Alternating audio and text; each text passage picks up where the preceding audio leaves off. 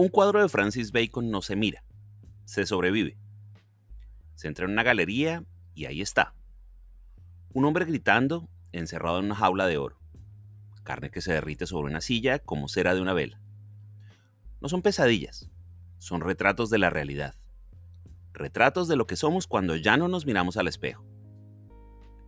Francis Bacon pintaba la verdad de la carne, la piel que se rompe, los músculos que se estiran, los huesos que se asoman bajo la superficie. En sus cuadros, la elegancia y el horror bailan juntos. Es la belleza de lo grotesco, la dignidad de lo deforme. Sus figuras existen en ese espacio entre el sueño y la vigilia, donde las formas se desdibujan, pero las emociones se intensifican. Pintaba como quien opera, con precisión y sin piedad. Su estudio era un quirófano, un lugar donde la pintura era sangre y los pinceles eran bisturíes. Olía a trementina y a sudor, a soledad y a genio. Las paredes manchadas de color guardaban el eco de sus obsesiones. Recortes de periódico amarillentos, fotografías de animales en movimiento, libros deshojados. Todo se convertía en combustible para su fuego interior. Cada objeto, cada mancha tenía su lugar en este cosmos particular. Bacon no quería contar historias, quería mostrar evidencias. Como un detective del alma reunía pruebas de lo que significa estar vivo. El dolor, el éxtasis, la risa, el miedo, la muerte. Todo cabía en sus lienzos. Sus figuras retorcidas no son monstruos, son personas. Personas desnudadas hasta el alma. Personas a las que se les ha quitado la máscara de la civilización. Porque bajo las convenciones sociales, bajo los modales y las palabras late este ser primal que Bacon retrataba con tanta crudeza.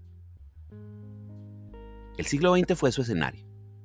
Un siglo de guerras y horrores. Bacon lo pintó todo, sin necesidad de mostrar batallas. Mostró las consecuencias, las heridas que quedan cuando termina el ruido. Sus cuadros son el paisaje interior de una época violenta, el mapa de un territorio donde la carne es el último testigo, donde el cuerpo registra lo que la mente quiere olvidar. Hay quien dice que su obra es pesimista, pero no es cierto. Bacon amaba la vida, con toda su fealdad y su gloria.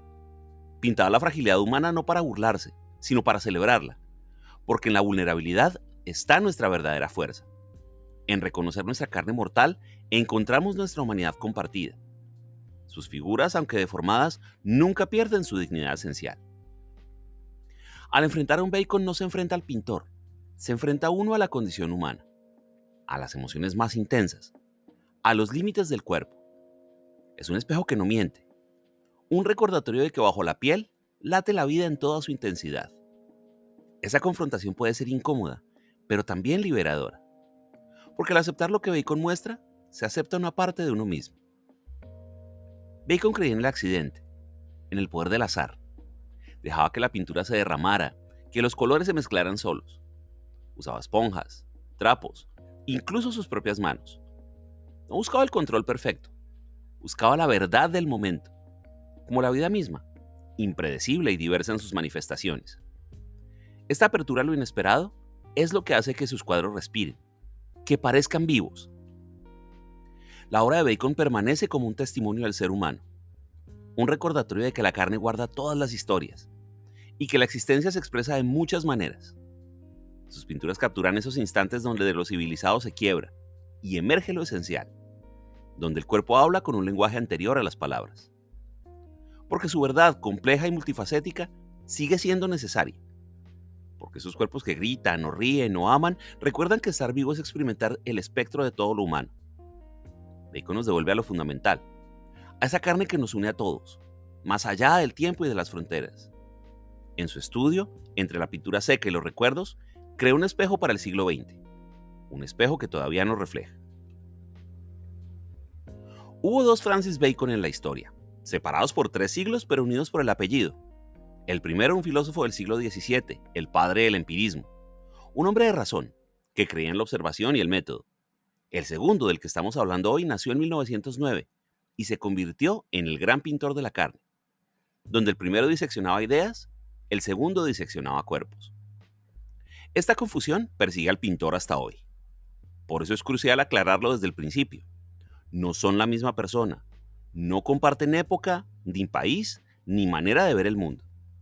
El Bacon que nos interesa trabajaba con pinceles, no con libros, con óleos, no con silogismos. El filósofo buscaba verdades universales a través de la lógica. El pintor, en cambio, encontraba verdades íntimas en la deformación. Uno construía sistemas de pensamiento, el otro derribaba convenciones artísticas. Esta diferencia fundamental marca todo. El pintor Bacon desconfiaba de la razón pura. Prefería los instintos, los accidentes, las manchas que sugerían más de lo que mostraban. Su campo de estudio no era la mente, sino la piel, los músculos, la sangre. Su laboratorio era el estudio, su instrumento, el pincel. La infancia de Bacon en Dublín marcó para siempre su visión del mundo. El niño asmático respiraba con dificultad entre los caballos de su padre, un hombre severo que despreciaba su fragilidad. Esa sensación de ahogo físico y emocional nunca lo abandonaría. El asma se convirtió en su primera prisión. Los ataques lo postraban en cama, convirtiendo cada respiración en una batalla. Aprendió así el valor del aire y el dolor de su ausencia. Mientras otros niños jugaban, él observaba el mundo desde la ventana. Desarrolló una mirada aguda, capaz de detectar la vulnerabilidad ajena. Su padre, entrenador de caballos, representaba todo lo que Francis no era. Hombre práctico, de acción, que veía en su hijo una decepción. Este rechazo temprano caló hondo. Bacon aprendió a refugiarse en su mundo interior, donde la imaginación compensaba lo que el cuerpo le negaba. La homosexualidad emergió como otra fuente de conflicto. En la Irlanda de principios de siglo, este era un pecado imperdonable. El muchacho creció sintiéndose un extraño en su propia casa, en su propio cuerpo. Esta doble marginalidad por salud y por orientación sexual forjó su empatía hacia los excluidos. Dublín era entonces una ciudad gris, dominada por la moral católica. Bacon internalizó sus contradicciones, la represión y el deseo, la culpa y la transgresión. Estos opuestos definirían después su arte. En sus cuadros, la carne siempre parece luchar contra fuerzas invisibles que la constriñen. Aquellos años irlandeses dejaron una huella imborrable. La dificultad para respirar se transformaría en la sofocación de sus figuras. El desprecio paterno en la mirada compasiva hacia lo deforme. La represión sexual en la explosión de carnes que pueblan sus lienzos. Todo empezó allí, en la habitación de un niño que aprendió demasiado pronto cómo el aire y el amor pueden doler igual. El estudio de Bacon en Rhys Mews era más que un lugar de trabajo. Era un territorio mental, un espacio donde lo caótico se volvía creación. Al entrar se encontraba un universo en aparente desorden. Pinturas secas apiladas contra la pared, frascos de pigmentos abiertos, pinceles endurecidos en latas. Pero este caos tenía su propio orden. Cada mancha de pintura en el suelo, cada recorte de revista pegado en la pared, todo formaba parte de un sistema personal. Las fotografías de animales en movimiento, las reproducciones de Velázquez, los libros de medicina, todo alimentaba su imaginación visual. Bacon trabajaba rodeado de sus obsesiones. Las paredes estaban cubiertas de imágenes que estudiaba una y otra vez. El famoso fotograma de la enfermera gritando en el acorazado Potemkin, imágenes de la boca abierta de Poussin, fotografías de atletas en acción. Estos referentes se transformaban en su mente, emergiendo después en los cuadros. Este espacio minimalista de apenas 25 metros cuadrados fue su santuario durante 30 años. Aquí podía enfrentarse a sus demonios sin testigos. El estudio era a su vez refugio y campo de batalla. Un lugar donde la soledad se volvía productiva, donde el aislamiento alimentaba la creación. En Rhys Mews, Bacon desarrolló sus rituales de trabajo. Pintaba principalmente por la noche, con la luz artificial creando sombras dramáticas. El silencio solo se rompía con el sonido de la radio, siempre sintonizada en emisoras de música clásica. Este entorno controlado le permitía sumergirse completamente en el acto de pintar. El estudio funcionaba como una cámara de resonancia emocional. Todo lo que entraba allí salía transformado en arte. Las memorias de la infancia, los amores turbulentos, las angustias existenciales, todo encontraba su lugar en ese espacio sagrado del caos. Porque en ese aparente desorden había una precisión absoluta. Cada elemento contribuía a la alquimia particular que convertía el dolor en belleza, la carne en pintura. Bacon regresó una y otra vez al tema de la crucifixión, pero no por devoción religiosa. Al contrario, siendo ateo, encontraba en este motivo el símbolo perfecto del sufrimiento humano.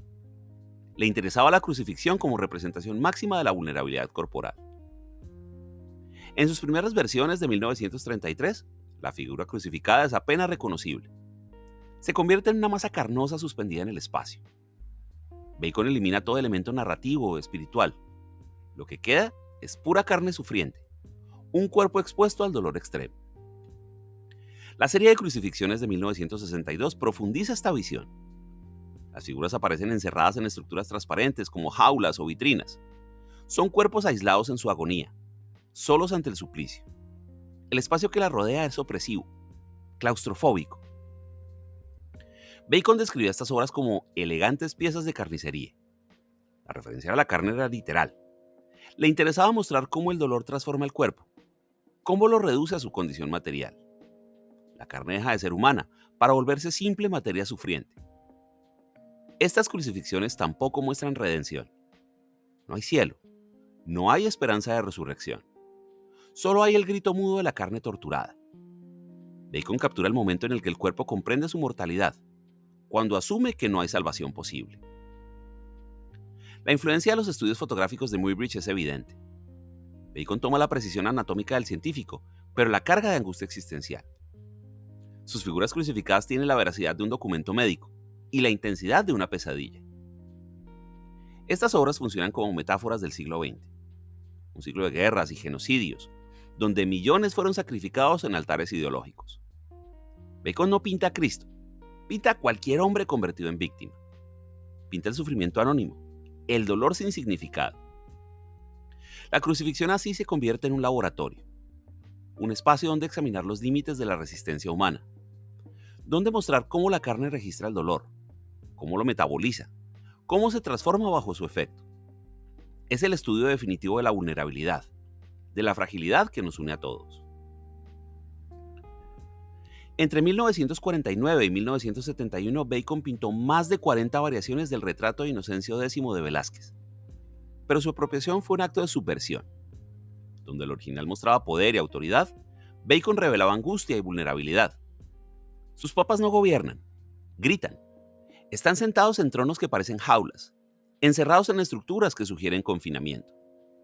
La suntuosidad barroca de Velázquez se convierte en una trampa dorada. Los ropajes púrpuras, antes símbolo de poder, ahora parecen sudarios. La boca abierta es el centro de estas obras. Bacon estudió minuciosamente imágenes de bocas gritando, desde el fotograma de la enfermera en el acorazado Potemkin hasta fotografías médicas. Quería capturar el grito en su estado más puro, anterior al sonido, un grito que es pura expresión física. Estos papas representan la crisis de la autoridad en el siglo XX, el fracaso de los grandes relatos, la caída de los dioses seculares. Bacon mostraba cómo el poder, cuando es examinado de cerca, revela su propio vacío. La máscara del control se resquebraja, dejando ver el miedo fundamental. Las pinceladas frenéticas alrededor de las cabezas sugieren movimiento, como si las figuras intentaran escapar de sus propios retratos. Bacon usaba esta técnica para transmitir energía psíquica, la fuerza interior que distorsiona la apariencia exterior. El color juega un papel crucial. Los púrpuras y los dorados mantienen la dignidad formal del original, pero se vuelven irónicos. Son los colores del poder usados para mostrar su descomposición. La carne del rostro, pálida y deformada, contrasta violentamente con la opulencia del entorno. Bacon nunca vio el original de Velázquez en persona. Trabajó siempre a partir de reproducciones. Esta distancia le permitía mayor libertad para transformar la imagen. El Papa se convertía en un arquetipo, no en un personaje histórico. Estas obras exploran la paradoja del poder absoluto. Entre más alto se está, más solitario se está. El trono se vuelve una prisión, la autoridad una carga insoportable. El grito silencioso de estos papas es el sonido de la conciencia humana atrapada en las estructuras que ella misma creó. Bacon abordó el retrato con la misma intensidad que sus temas existenciales. Sus seres queridos aparecen en sus lienzos transformados, no por el odio, sino por una mirada implacablemente honesta. George Dyer, su amante más turbulento, fue quizás su modelo más recurrente. En estos retratos la intimidad duele. Bacon mostraba a Dyer con la carne deformada, los rasgos distorsionados por una fuerza interior invisible. No eran caricaturas, sino intentos de capturar la esencia vulnerable del ser amado. La pintura se volvió un acto de posesión, de comprensión a través de la deformación. La muerte de Dyer en 1971 marcó un punto de inflexión. Bacon comenzó una serie de trípticos negros donde exploraba el duelo con crudeza desgarradora. Las figuras aparecen vomitando, cayendo en el vacío, descomponiéndose. Era su manera de pintar la culpa del superviviente, el dolor de la pérdida. Sus retratos de Lucian Freud muestran otra faceta. Aquí la distorsión es más contenida, más analítica. Bacon captura la intensa mirada del pintor, la energía contenida en su postura. Son retratos entre iguales, donde la deformación sirve para revelar carácter, no angustia. Isabel Rostern, diseñadora y musa, aparece con una dignidad especial. Bacon admiraba su elegancia indestructible. En sus retratos la deformación se convierte en ornamento, la distorsión en gracia. Demostraba que su método no era solo para mostrar dolor, sino toda la gama de la experiencia humana.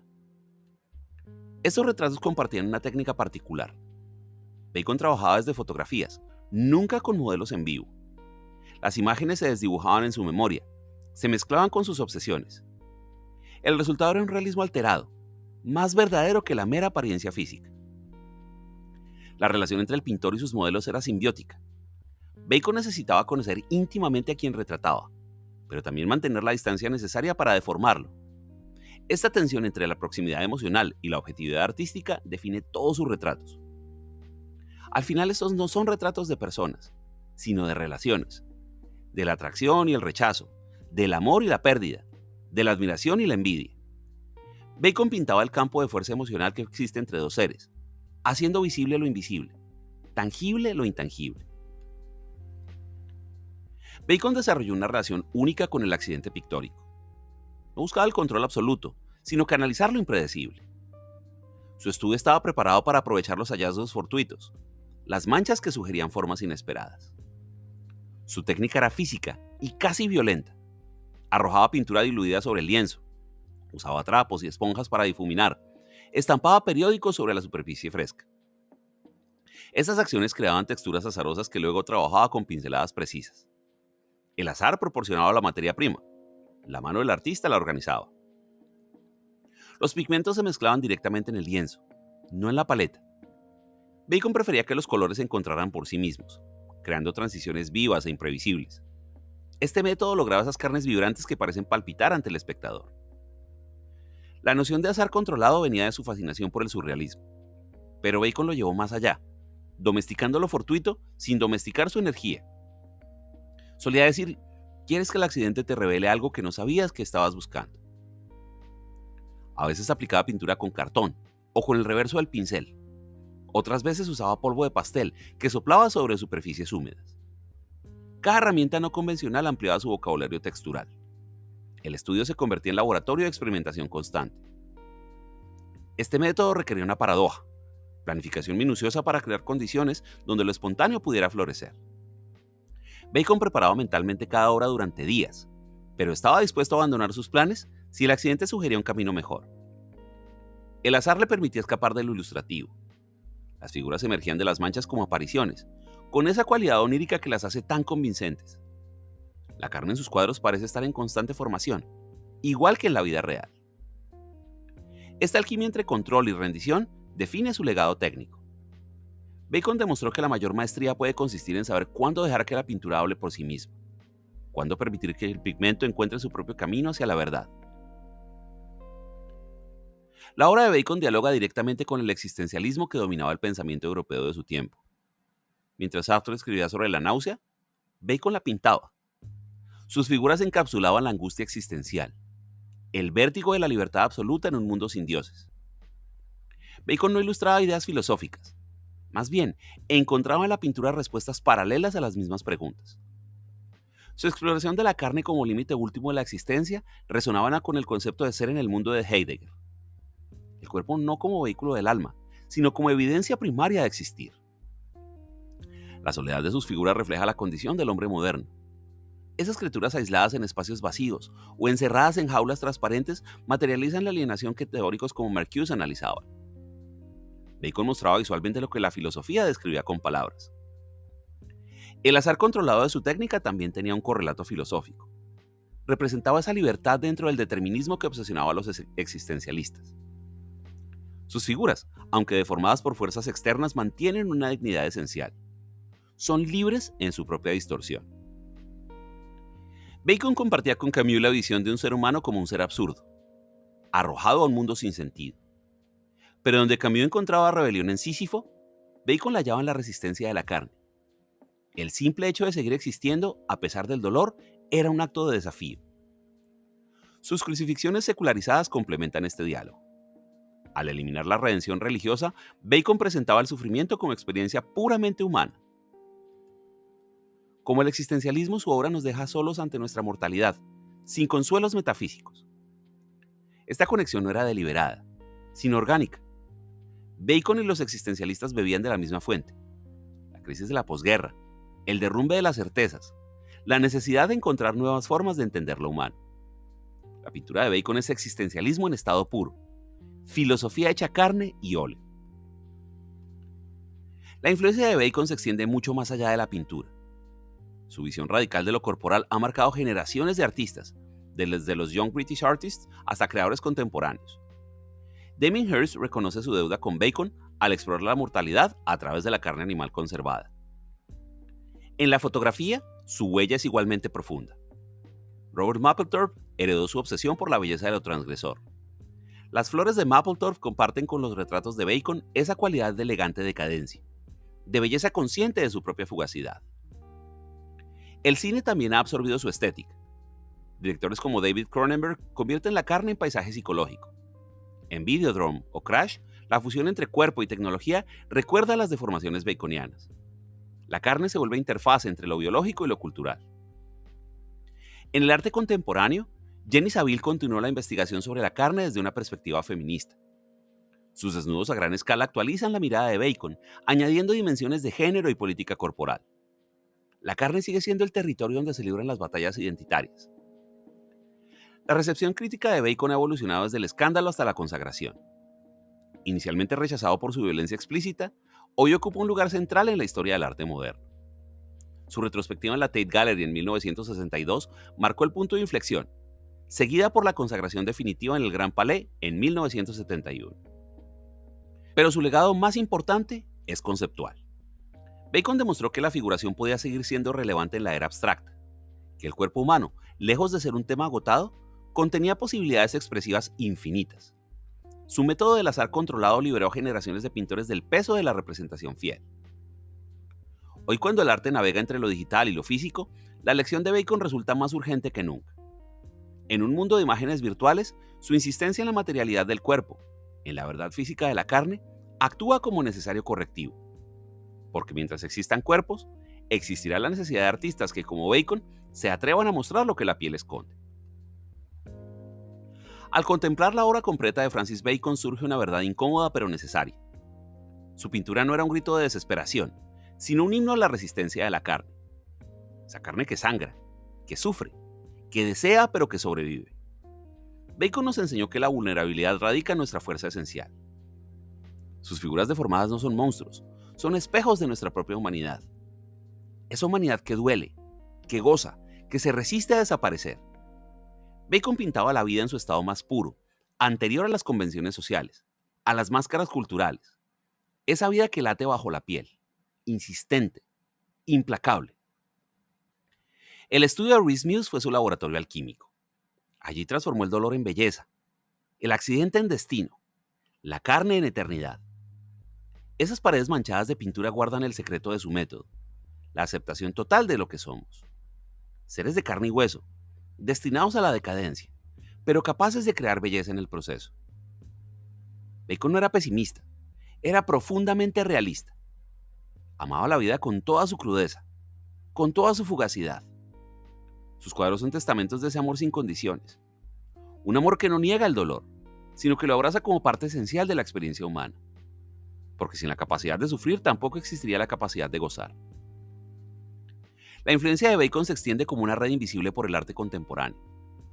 No solo en los pintores que heredaron su pincelada furiosa, sino en todos aquellos artistas que se atreven a mostrar la verdad desnuda. Esa verdad que duele, pero que también libera. Porque al reconocer nuestra fragilidad nos hacemos más humanos, más compasivos, más reales. Sus papas gritando siguen interpelándonos desde el lienzo. Nos recuerdan que el poder es frágil, que las máscaras siempre caen, que bajo la autoridad late el mismo miedo que cualquier ser humano.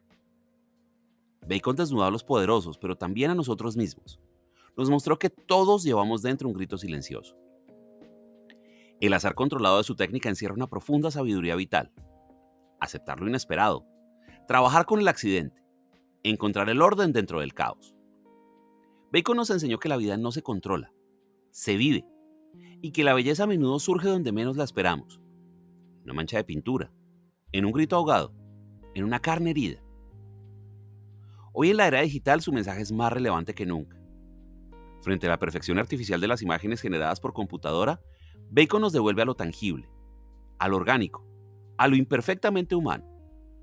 Su obra es un recordatorio de que por mucha tecnología que nos rodee, seguimos siendo cuerpos mortales, vulnerables, pero increíblemente vitales. Bacon pintó el grito para no gritar. Contuvo en el lienzo todas sus angustias, todos sus deseos, todos sus fantasmas. Y al hacerlo, nos regaló un espejo donde mirarnos sin mentiras, donde reconocer que la belleza no está en la perfección, sino en la autenticidad, en el coraje de mostrar las cicatrices, las deformaciones, las heridas que nos hacen quienes somos. Su legado perdura no como una moda artística, sino como una postura vital, una manera de enfrentar al mundo con los ojos abiertos, sin ilusiones, pero con una curiosidad insaciable. Bacon nos dejó un mapa para navegar por el territorio de lo humano, un territorio donde la carne y el espíritu se funden en un solo grito, un solo color, una sola verdad. Gracias.